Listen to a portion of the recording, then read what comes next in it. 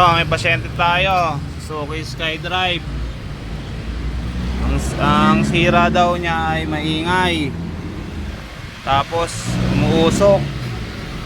Palyado rin. Pinalitan na rin ng customer ng karburador. Ito, bumili siya ng karburador. Pinapalitan sa kanya. Pero palyado pa rin. Tapos maingay, tapos umuusok. Kaya nagdesisyon yung may-ari na dalhin dito at patignan. Akala niya ay connecting rod. Pwede tinignan natin. Ito, binuksan natin. Ayan, wala naman tama ang connecting rod. Nakita nating tama niya ay yung piston ring, valve seal sa usok. Ito yung piston ring. Hindi natin papapalitan ng isang set na block, o kaya hindi natin pare-repo kasi wala naman tama yung kanyang cylinder block.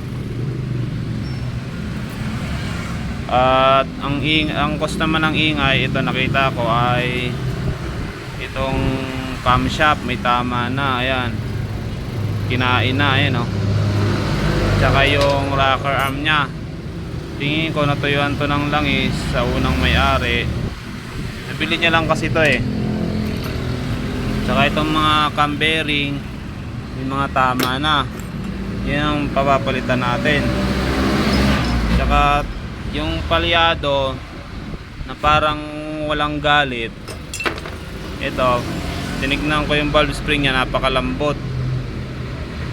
Ayan, isa rin yan sa ingay, tsaka isa rin yan ng cost ng palyado. Kaya papalitan na natin yung valve spring nya.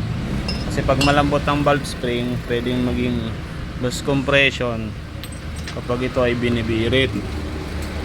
Ito ay hindi natin papalitan para makatipid ang customer ng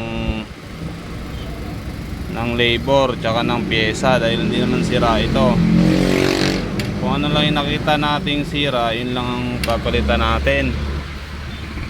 Ito lang ang nakita kong, hinuhula-hulaan ko lang to na ito talaga ang nakikita kong sira sa SkyDrive.